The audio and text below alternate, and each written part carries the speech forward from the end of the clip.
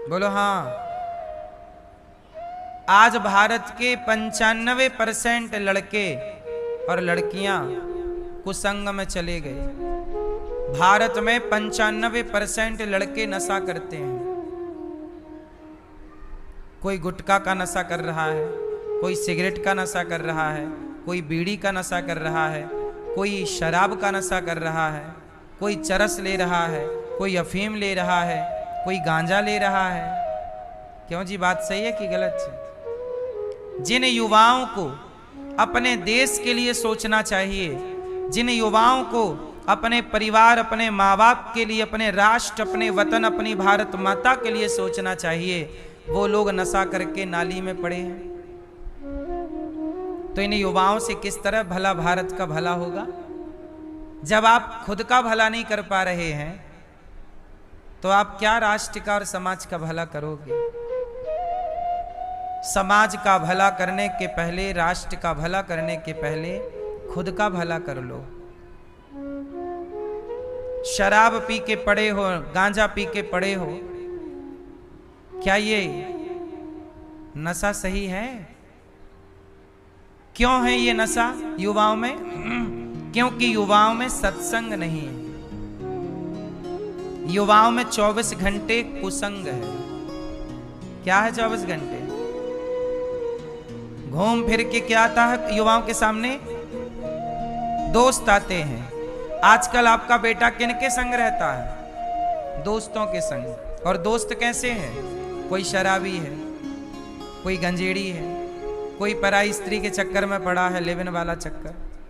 अब तुम्हारा बेटा जब दोस्तों के चक्कर में रहेगा और दोस्त ही गलत है तो तुम्हारा बेटा कितने दिन तक सही बचेगा? इसलिए आज समाज में जानते हो किस चीज की कमी है? सत्संग की कमी है। सत्संग केवल मेरे पास आप आओगे तो देखो मैं सत्संग में डुबा रहा हूं आपको, जबकि मेरे जैसे लोग हर गली मोहल्ले में होंगे तब सत्संग होगा, तब आपका दोस्त भी मेरे जैसा हो।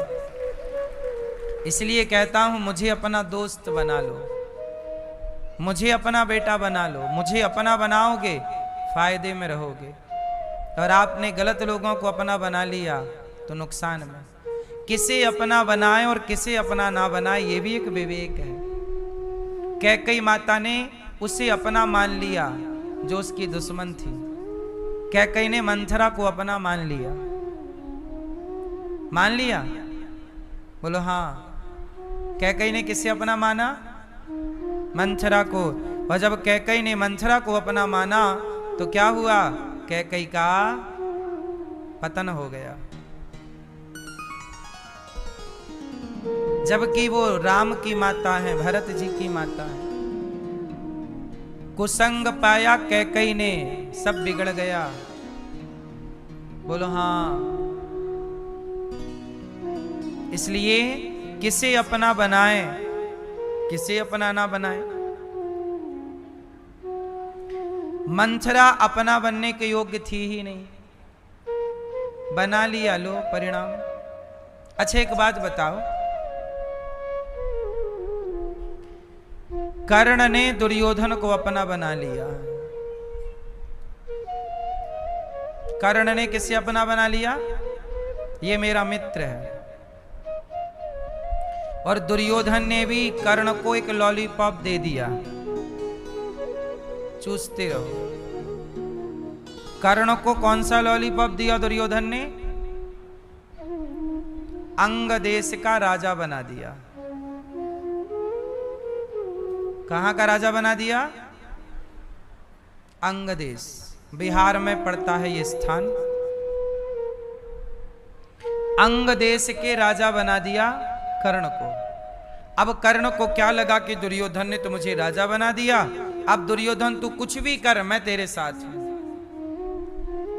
मतलब कोई आपको पैसा देगा तो फिर आप उसके साथ बलात्कार में भी आप खड़े रहोगे, गलत में भी खड़े रहोगे। तो ये लॉलीपॉप लेना सही है? क्यों मेरी मां? बहुत ध्यान से समझने की एक बात है आपके लिए। कोई आपको कुछ दे तो मत लीजिएगा। कोई आपको 1 लाख रुपया दे मत लेना। कोई आपको 10 लाख रुपया दे मत लेना। क्यों? क्योंकि वो पैसा जो आपको दे रहा है वो फ्री में नहीं दे रहा है, उससे ज्यादा आपसे वसूलेगा वो। हाँ या ना? चलो बताओ, दुर्योधन ने कर्ण को अंग देश का राजा बनाया, बना दिया, दे दिया ना संपत्ति, लेकिन उससे ज्यादा वसूली की कि नहीं दुर्योधन ने? दुर्योधन ने कर्ण की ताकत का पूरा फायदा लिया है और पूरा महाभारत जो रचा गया केवल कर्ण की ताकत के बल पर रचा गया। दुर्योधन को पता था कि कर्ण बड़ा पावरफुल है, बड़ा पावरफुल है। तो दुर्योधन की शक्ति का, कर्ण की शक्ति का दुर्योधन ने क्या किया? मिसयूज किया, खरीद लिया ना, अंगदेश दे के खरीद लिया। अब द्रौपदी के कपड़े उतार रहा है दुर्योधन। अब ये बताओ, कर्ण बड़े ज्ञानी हैं। कर्ण से बाद में पूछा किसी ने कि क्यों कर्ण, जब द्रौपदी के कपड़े उतारे जा रहे थे तो बताओ दुर्योधन ने सही किया कि गलत किया? दुर्योधन ने कहा गलत था। तो कर्ण से पूछा गया जब गलत था तो आपने क्यों साथ दिया? आपने क्यों नहीं रोका कि मित्र दुर्योधन ये गलत है? कर्ण बोला मैं कैसे कहता, मैं तो दुर्योधन के एहसानों तले दबा था। मैं तो दुर्योधन के एहसानों तले दबा था। इसलिए आपसे हाथ जोड़ के प्रार्थना करूं, किसी के एहसानों तले मत दबना। गरीबी आए तो स्वीकार करना, नमक रोटी खा के गुजारा करना। गरीबी 4 दिनों के लिए आएगी, पर एहसान तो सारी जिंदगी का होगा यदि कोई करेगा तो। दुर्योधन को, कर्ण को पता था कि गलत है, पर बोल ना पाए। आपकी आजादी छीन ली दुर्योधन ने। कर्ण, आपको लगा कि उसने हमें धन दिया है, धन नहीं दिया आपको, आपसे आपकी आजादी छीन ली। उसके गलत में भी आपको साथ देना पड़ेगा क्योंकि आप दबे हैं। बात समझ में आई कि नहीं? इसलिए मेरी मां, गरीबी आए तो स्वीकार करो, आएगी तो जाएगी भी ना गरीबी, पर एहसान मत लेना किसी का, वरना दुर्योधन गलत था तो कर्ण भी तो गलत हो गए ना।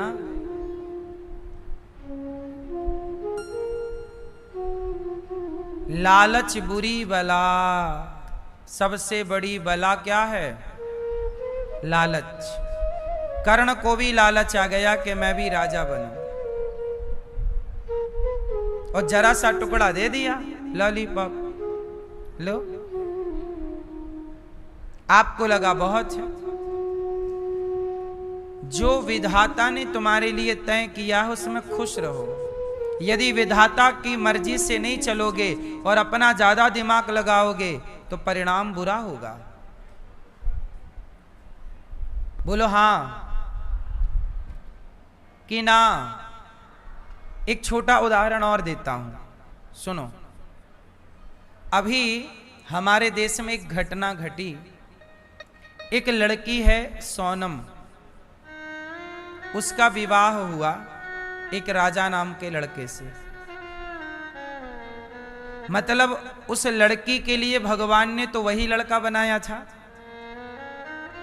बनाया था कि नहीं? बनाया था।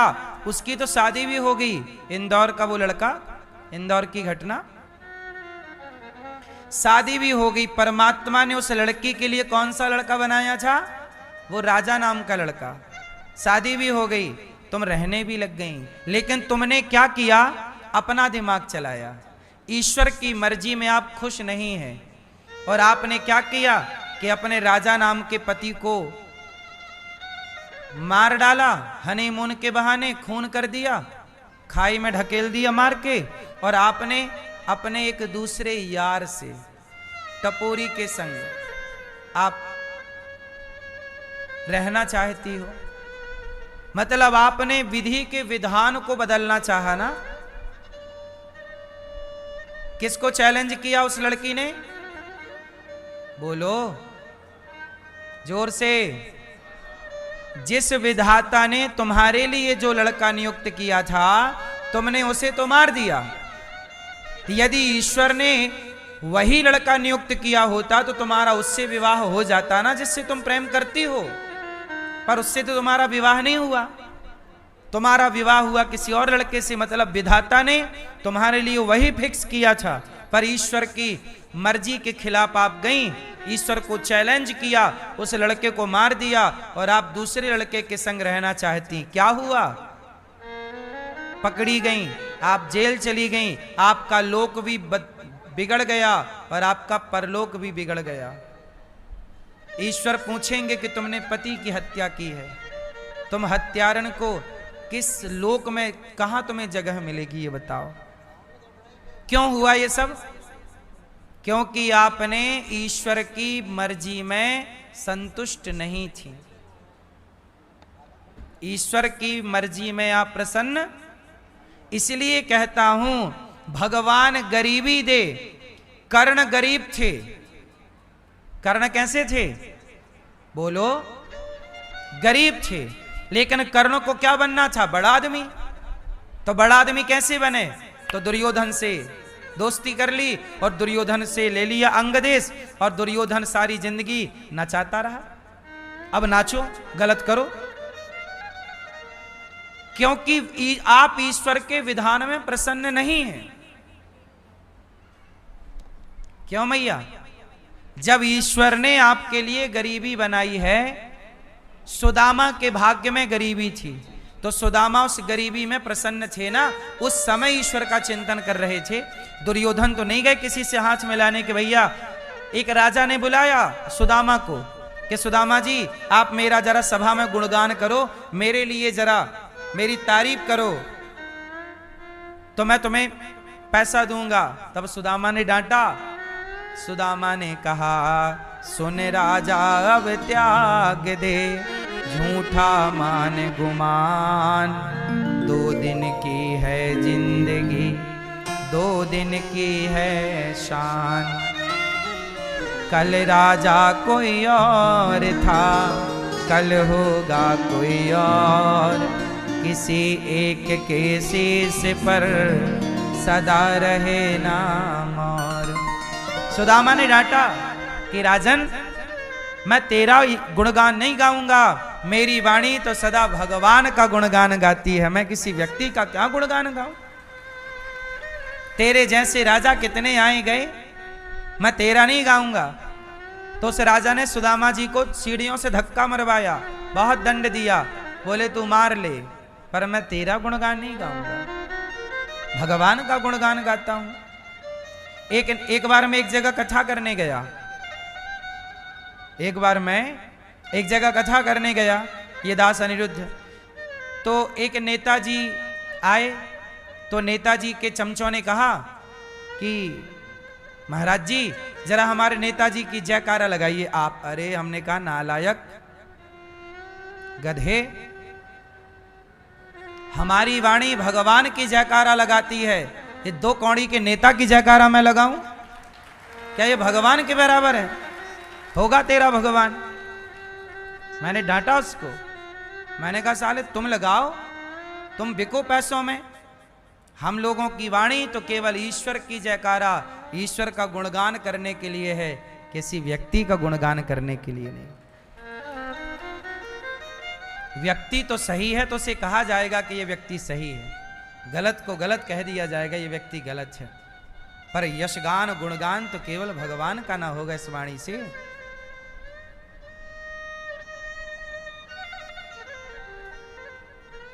सोचिए, जब हम जैसे पापी भगवान के अतिरिक्त किसी की जयकार नहीं करते, कोई संत हो, कोई बड़ा भक्त हो तो जयकारा भी लगाई जाए। भाई साधु संतों की जयकारा लगाने में बुराई नहीं है। कोई भक्त हो, तुलसीदास जी की जय, सूरदास जी की जय, कबीरदास जी की जय, कोई साधु संतों की जय, माता पिता की जय, भाई नेताजी की जय तो नहीं होगी ना? क्यों? इसलिए जब हम जैसे लोग भगवान के अतिरिक्त किसी का यशगान नहीं करते तो सुदामा कैसे करेंगे? सुदामा को मारा राजा ने, बोले मार, पर मैं तेरे लिए पद नहीं गाऊंगा। यही हुआ यहां वृंदावन में। हरिदास जी महाराज थे जिन्होंने बिहारी जी को प्रकट किया। उनके पास एक मुगल शासक राजा आया, तानसेन इनका चेला था।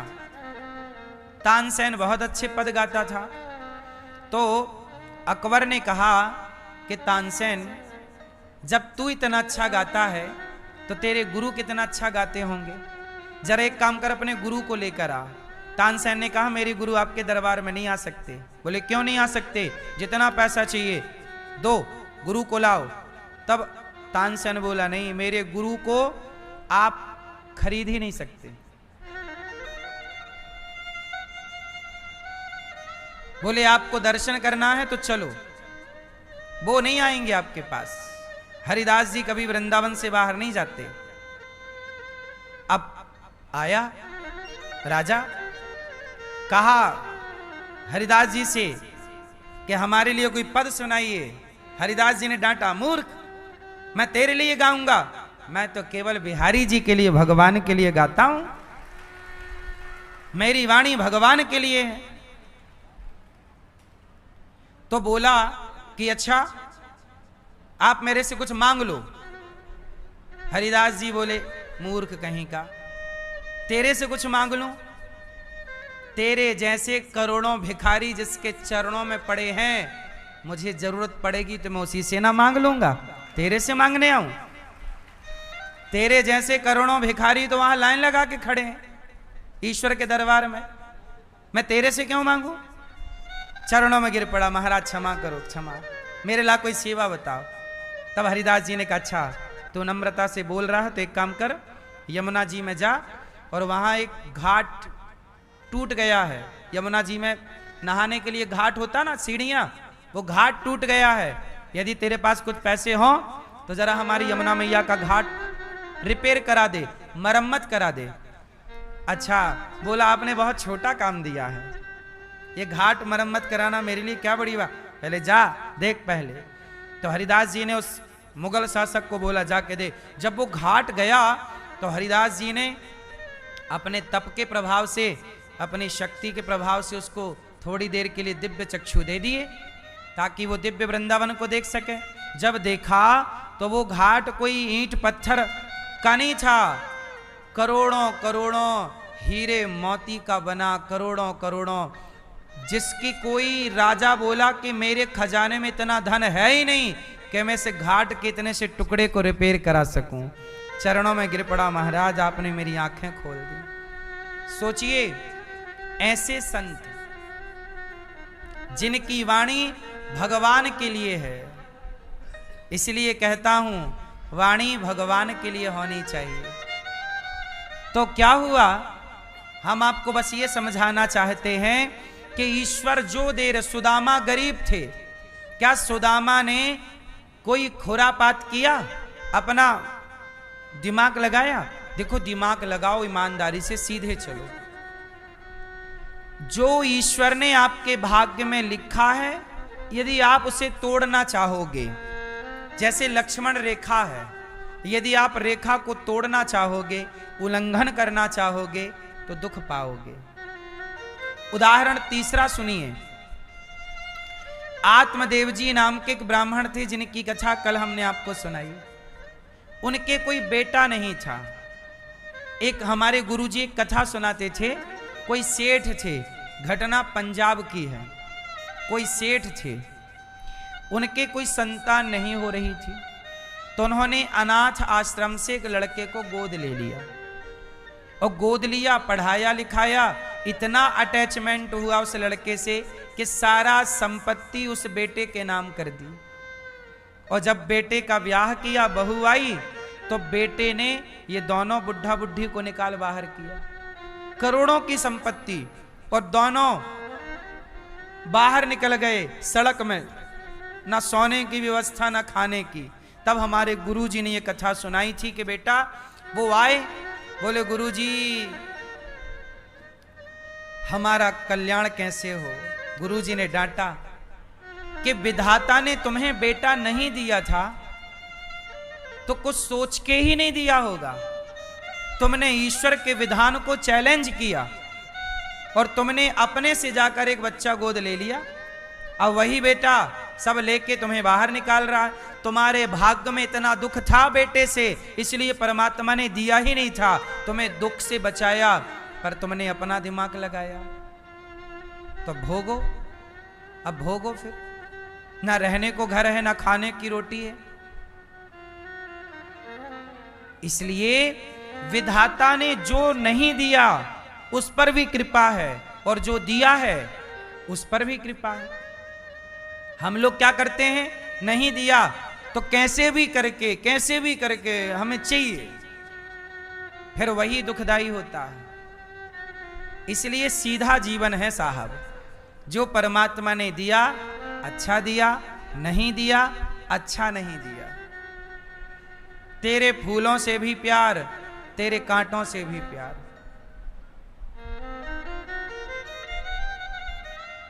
ज्यादा अपना दिमाग ना लगाओ, वरना कई उदाहरण मैं आपको बता सकता हूं। कर्ण का उदाहरण देख लीजिए, इनके भाग्य में गरीबी थी, पर ये अमीर बनने के चक्कर में बिक गए बाजार में। दुर्योधन के हाथ बिक गए कि नहीं? क्या किया फिर? पाप में शामिल होना पड़ा, पाप की मृत्यु नसीब हुई। गुरु द्रोणाचार्य, और सुनो, गुरु द्रोणाचार्य इतने गरीब थे कि उनके बेटा अश्वत्थामा को दूध पीना था, तो उनके पास दूध तक नहीं था। तब उनकी मां आटा पानी में घोलकर, आटा सफेद होता है, पानी में घोलकर जब सफेद हो गया तो अश्वत्थामा को पिला दिया, ये कह के कि यही दूध है। तो अश्वत्थामा खुश हो गया। उस समय अश्वत्थामा बच्चा था, तो अश्वत्थामा बड़ा खुश हुआ। तो तब तक गुरु द्रोणाचार्य जी आए। गुरु द्रोणाचार्य जी से, मतलब पिता से बेटा बोला, पिताजी आज हमने दूध पिया है। तो गुरु द्रोणाचार्य ने कहा, बेटा दूध तो घर पे नहीं है, कहां से आया? बोले मां ने पिलाया। देखो ये गिलास में पीने के बाद थोड़ा बचा, तो हाथ में लेके देखा तो वो तो आटा का घोल था। इतनी गरीबी कि दूध भी नहीं पीने का, आटा घोल के पिला रही है मां द्रोणी, गुरु द्रोणाचार्य की पत्नी। तब द्रोणाचार्य जी को लगा ऐसी गरीबी सही नहीं, क्या किया जाए? मैं विद्वान हूं, मुझे धनुर्विद्या आती है, क्या करूं? मैं अपनी धनुर्विद्या बेचूं, क्या करूं? बोलो। गुरु द्रोणाचार्य के गुरु कौन है? भगवान परशुराम। और परशुराम जी ने कहा है कि विद्या बेचना नहीं है, योग्य शिष्य मिल जाए तो पढ़ाओ, पर पैसे लेकर मत पढ़ाओ। आज भी हमारे शास्त्रों में, हमारे सनातन धर्म में मैया शिक्षा फ्री में दी जाती है, पैसे लेकर नहीं दी जाती। आज भी वृंदावन में गौरी गोपाल गुरुकुल है, ये दास अनिरुद्ध, मैं भी गुरुकुल में पढ़ा हूं, और मैंने भी अब गुरुकुल स्टार्ट किया, तीसरा साल चल रहा है ये गुरुकुल का। गौरी गोपाल गुरुकुल है, वहां 150 बच्चे रहते हैं, और वहां बच्चे पढ़ते हैं, वेद पढ़ते हैं, पुराण पढ़ते हैं, गीता पढ़ते हैं, उपनिषद पढ़ते हैं, दर्शन पढ़ते हैं, न्याय पढ़ते हैं, सांख्य पढ़ते हैं, मीमांसा पढ़ते हैं, सब कुछ पढ़ते हैं। परंतु गौरी गोपाल गुरुकुल में 150 बच्चे हैं, पर हम उनसे एक भी रुपए फीस नहीं लेते। 1 रुपए। ये सारे बच्चे देखो वेद पढ़ रहे हैं, सस्वर, ये हाथ देख रहे हैं इनका हिल रहा है, ये वेद का स्वर लगा रहे हैं। सस्वर वेद होता है। वेद जब पढ़ते हैं तो सुर के साथ पढ़ते हैं। ये गौरी गोपाल गुरुकुल हमारे गुरुजी पढ़ा रहे हैं, वेद वाले गुरुजी पढ़ा रहे हैं। हर विषय के अलग अलग गुरुजी हैं पढ़ाने के लिए। हमारे यहां शिक्षा कैसी रही है बोलो? जब भगवान श्री कृष्ण गुरुकुल में पढ़ने गए तो सांदीपनी जी ने कितना पैसा लिया भगवान कृष्ण से? कितनी फीस ली बोलो? श्री कृष्ण ने कितनी फीस चुकाई? उत्तर दो मेरी मां।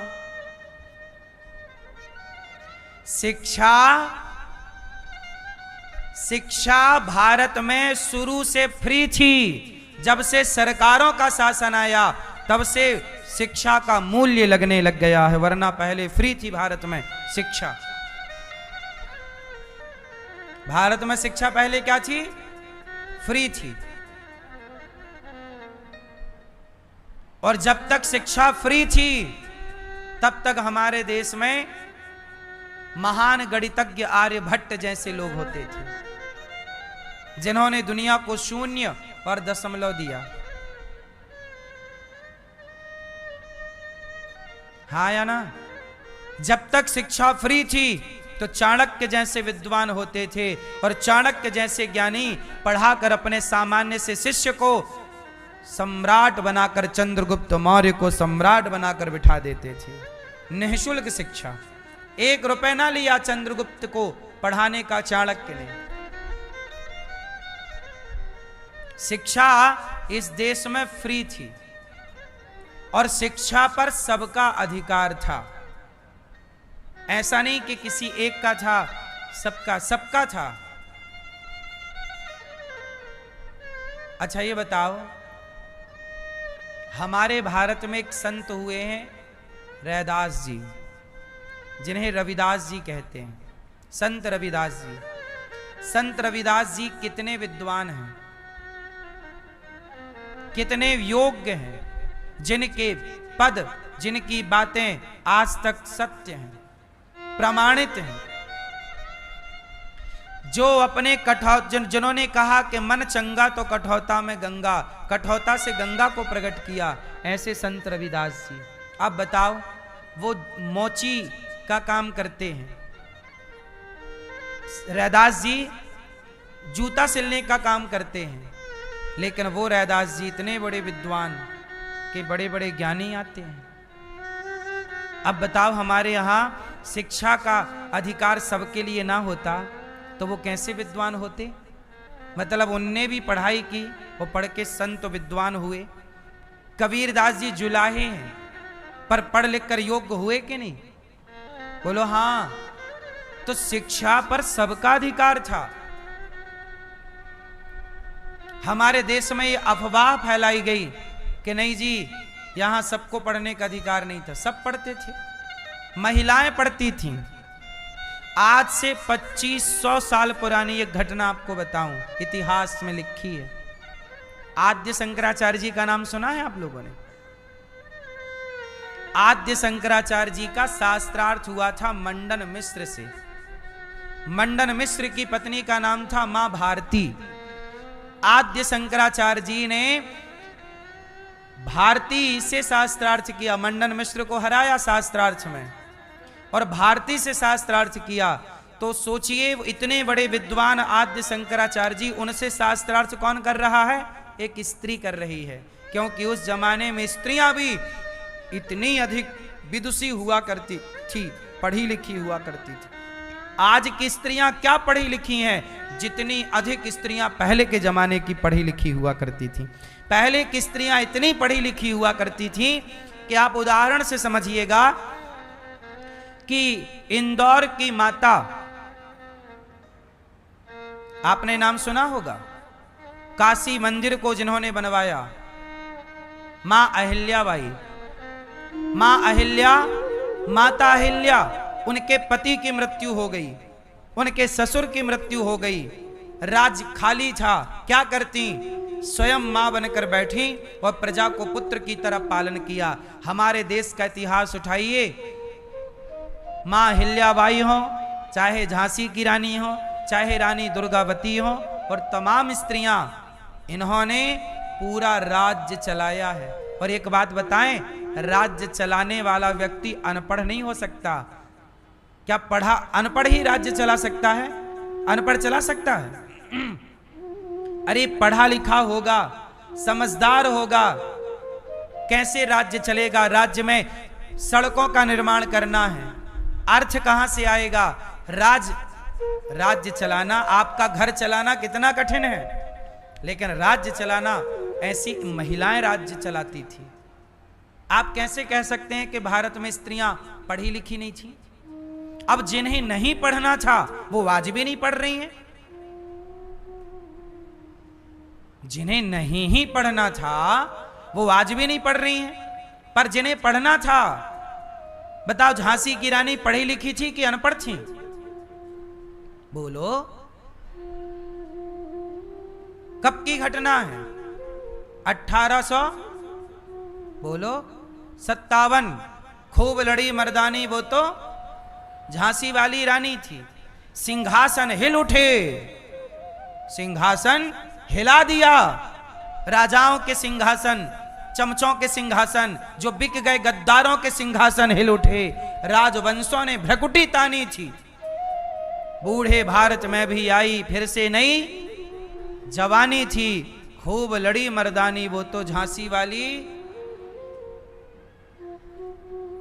महिलाएं, आज की महिलाएं क्या पढ़ती हैं? कितना पढ़ती हैं? पहले की स्त्रियां पूरा देश चलाती थी और अधिकांश स्त्रियां पढ़ी लिखी थी। पहले की स्त्रियां सेना में हुआ करती थीं। आपको बताऊं कि जो इंदौर की राजमाता हैं मां हिल्याबाई, इनकी सेना में पुरुष सेना तो थी, इनकी महिला सेना भी थी। और महिला सेना थी तो महिला सेना की सेनापति भी थी। समझिएगा, ये सारी महिलाएं पढ़ी लिखी थी। ये अनपढ़ अब हैं लोग, पहले नहीं थे। आज जिन्हें आप शिक्षा कहते हो, ये शिक्षा नहीं है। आजकल आप शिक्षा किसे मानते हो?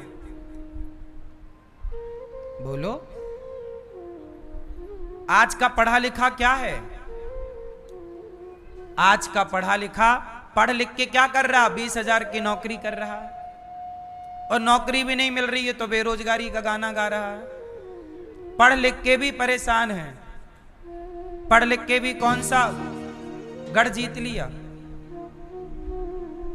इसलिए आज की शिक्षा केवल आपको नौकर बना रही है। पढ़ा लिखा व्यक्ति क्या बन सकता है इस देश में? नौकर। क्यों भैया, पढ़ा लिखा व्यक्ति क्या बन सकता है इस देश में? सिर्फ नौकर। आज की शिक्षा आपको नौकर बना रही है, पर हमारे भारत की शिक्षा सम्राट बनाती थी, सेल्फ डिपेंड बनाती थी, आत्मनिर्भर बनाती थी, नौकर नहीं बनाती थी। इसलिए हमारे यहां शिक्षा फ्री थी। वही परंपरा मैंने जिंदा रखी है। गुरुकुल में आज भी शिक्षा फ्री है। आप लोगों से हम भिक्षा मांग मांग के वो परंपराओं को बचा रहे हैं, जो सतयुग त्रेता द्वापर की परंपरा थी। बात समझ में आई? इसलिए मेरी मां, मैं आपको केवल यही बात समझाना चाहता हूं कि कर्ण ने अपने को समर्पित कर दिया। देखो, समर्पण करना है तो भगवान में करो। आप याद रखिएगा, किसी के एहसानों तले ना दबिएगा।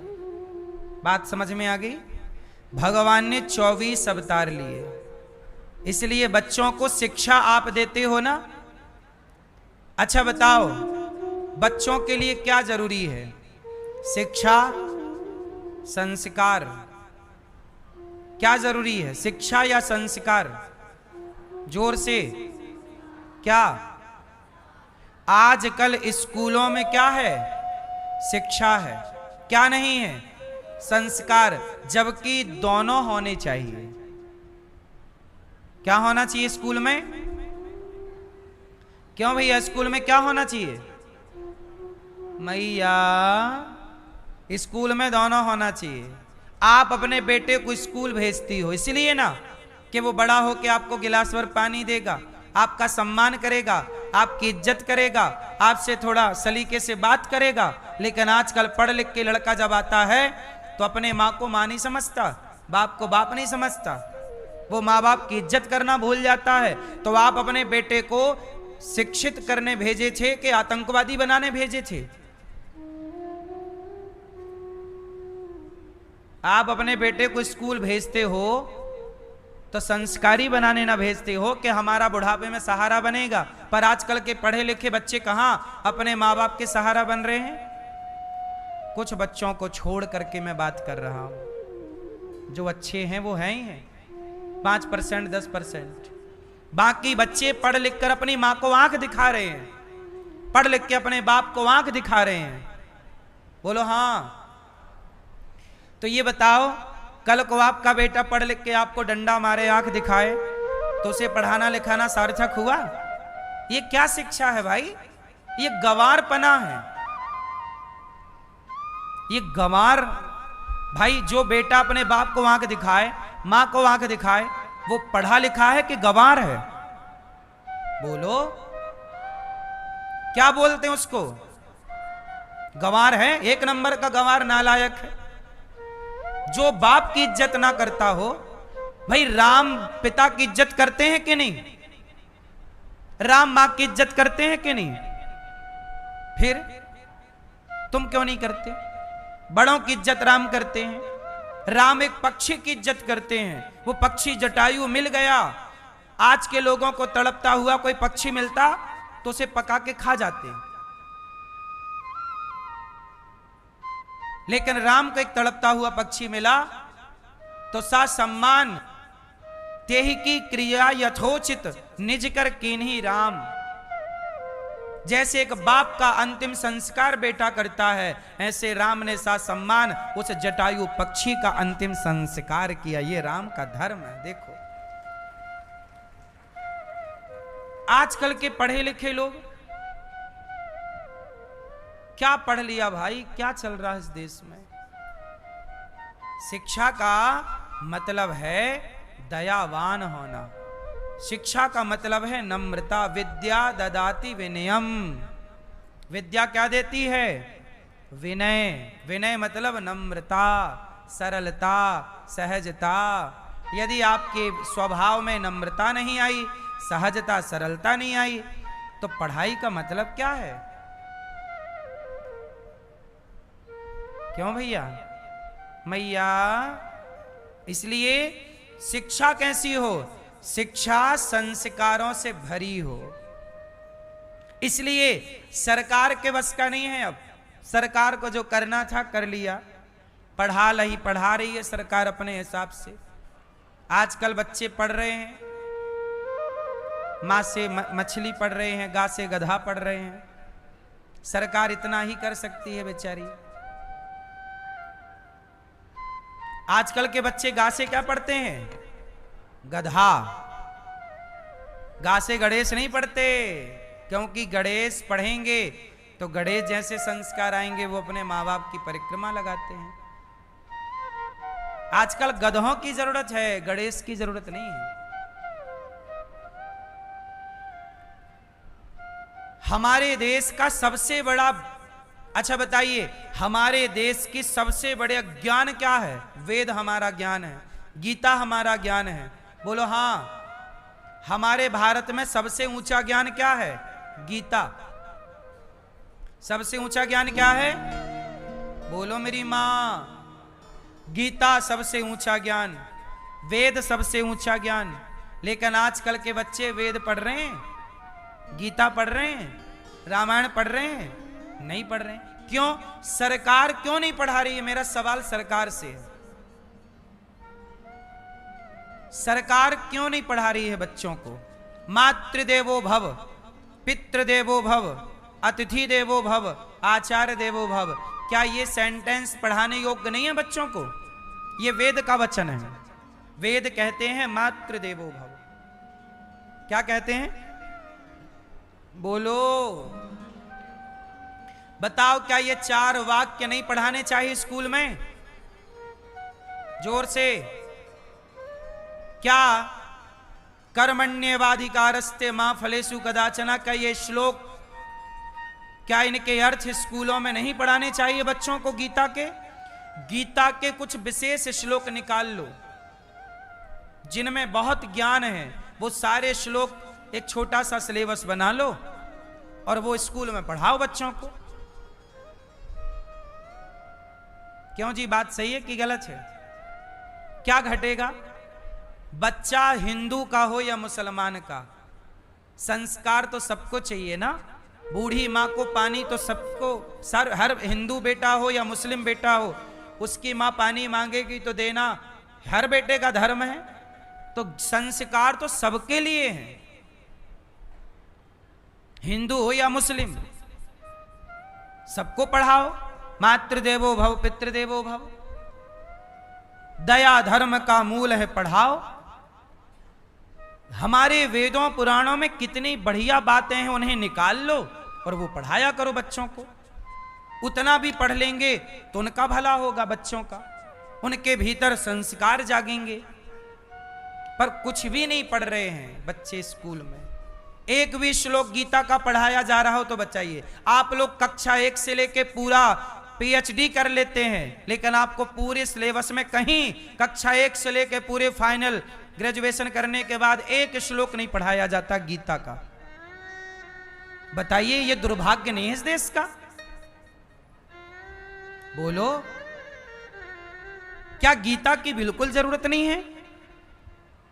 अरे गीता की जरूरत किसे है? गीता किसे बताई? अर्जुन मैदान छोड़ के भाग रहे थे, बोले मैं नहीं लड़ूंगा। जो व्यक्ति अपना कर्म भूल जाता है, जो व्यक्ति अपना फर्ज भूल जाता है, ऐसों को ना गीता सुनाई गई। आज के लड़के ये कर्तव्य भूल गए, फर्ज भूल गए। इन्हें गीता पढ़ाई जाती तो ये अपने कर्तव्य पर रहते, अपने धर्म पर रहते, ये बलात्कारी ना बनते।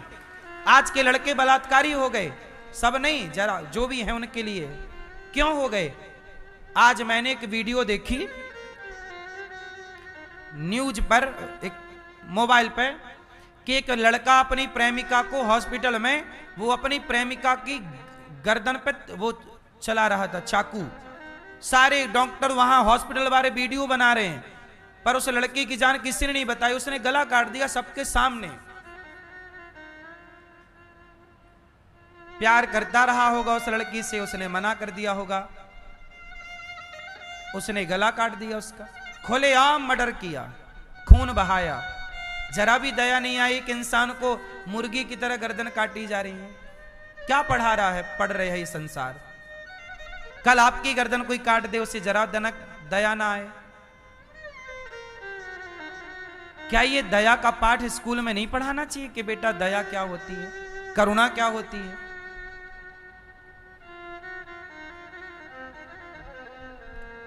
आजकल इंसान की कीमत बहुत कम है मेरी मां।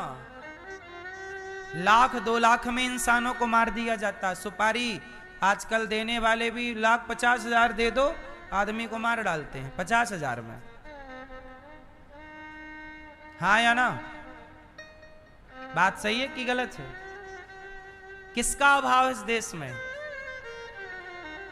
जो आप लोग पढ़ रहे हैं स्कूल में वो तो कचरा है, उस पढ़ाई का तो कोई मूल्य नहीं। अरे शिक्षा तो गीता की है, शिक्षा तो प्राचीन भारत की है, वही ना शिक्षा है। ये क्या शिक्षा है? शिक्षा का मतलब मातृ देवो भव। हाँ या ना? हमारे देश में इंजीनियर बनते हैं, डॉक्टर बनते हैं, एडवोकेट बनते हैं, हमारे देश में जज बनते हैं। एक बात बताओ कि जितने भी जज भारत में हैं, वकील भारत में हैं, डॉक्टर भारत में हैं और इंजीनियर भारत में हैं, बताओ ये भारत की पढ़ाई पढ़कर बने हैं या लंदन की पढ़ाई पढ़कर बने हैं? फास्ट उत्तर दीजिए। आज भारत में जो पढ़ाई पढ़ाई जाती है वो भारतीय पढ़ाई है कि अंग्रेजों की पढ़ाई है? बोलो जोर से। भारत की पढ़ाई नहीं है साहब। हमारे देश में शिक्षा प्रणाली लागू की थी मैकाले ने। किसने लागू की? मैकाले ने जो प्रणाली बनाई, आज भी वही हमारे देश में पढ़ाया जाता है। हम कहते हैं अंग्रेज चले गए तो अंग्रेज की पढ़ाई शिक्षा क्यों नहीं गई?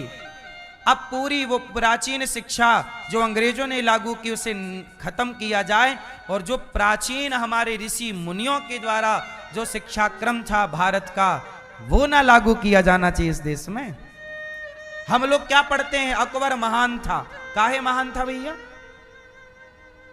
आप यही पढ़ रहे हैं कि अकबर महान था, बाबर महान था। शिक्षा, सबसे गलत शिक्षा आज बच्चों को पढ़ाई जाती है। शिक्षा का अर्थ है संस्कार। हमारे देश में, चलो बताओ, क्या हमारे भारत में गणित नहीं है? चलो बताओ, भारत की गणित का नाम बताओ। आप सब पढ़े लिखे हैं, बताओ भारत की गणित का नाम बताओ। जो आप गणित पढ़ते हो भारत की नहीं है। भारत की गणित का नाम बताइए। नहीं पता? देखो किसी को नहीं पता। आर्यभट्ट ने 0.0 दिया तो अंग्रेजों की गणित से दिया था क्या, कि भारत की गणित से दिया था? भारत की एक गणित है। कौन सी गणित? जिस गणित का नाम है वैदिक गणित। कौन सी गणित? वैदिक गणित। जिस गणित के आधार पर पंचांग बनता है। आज भी हमारा पंचांग आप 100 साल पुराना लाओ, उसमें लिखा रहता है कि फलानी तारीख को इतने बजकर इतने मिनट पर सूर्य ग्रहण पड़ेगा, इतने बजकर इतने मिनट पर चंद्र ग्रहण पड़ेगा। जब सैटेलाइट का जमाना नहीं था तब भी हम चंद्रमा और सूर्य की गति जानते थे, तब ना ग्रहण का पूरा विश्लेषण करके देते थे। 10 रुपए के पंचांग में आपको मिल जाएगा। ये हमारी गणित थी। जब सैटेलाइट नहीं थी दुनिया के पास, तब हम जानते थे कि चंद्र ग्रहण कब पड़ेगा, सूर्य ग्रहण। हम लोगों को पता था कि बृहस्पति जी का चक्कर 12 साल में पूरा होता है, और जब पूरा होता है तब भारत में कुंभ लगता है। 12 साल में एक बार ही क्यों लगता है? 4 कुंभ हैं, 4 पर्व हैं हमारे यहाँ। अभी प्रयागराज में कुंभ था। कितने साल में आता है? 12 साल में आता है। 12 साल में क्यों आता है? क्योंकि बृहस्पति का एक चक्कर लगभग 12 वर्ष का होता है। ये विज्ञान कह रहा। विज्ञान को ये आज पता चला। हमारे ऋषि मुनि हजारों साल से जानते थे। यही है वैदिक गणित। ये पढ़ाना चाहिए। ये पढ़ते बच्चे तुम्हारी खोपड़ी सबसे आगे होती। जापान के लोग यही गणित पढ़ते हैं। पर अब कौन समझाए इतनी सी बात? किसे समझाएं हम? हमारी गणित कितनी पावरफुल है। सुनो, हमारी गणित के बारे में बताएं आपको। हमारी गणित, आपने सुना होगा पहले के जमाने में लोग हाथ देखते थे और सही सही बताते थे। क्या है ये? ये भी तो एक गणित थी। कुंडली,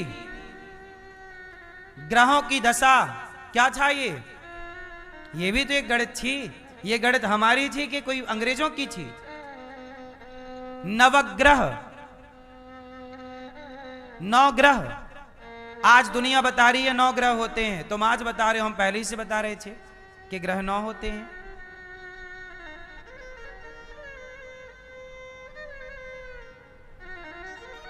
ठीक है। इसलिए मेरी मां, एक ये दास अनिरुद्ध सरकार के भरोसे अब ना होगा। आपको जो करना था आपने कर लिया। अब आपका भाई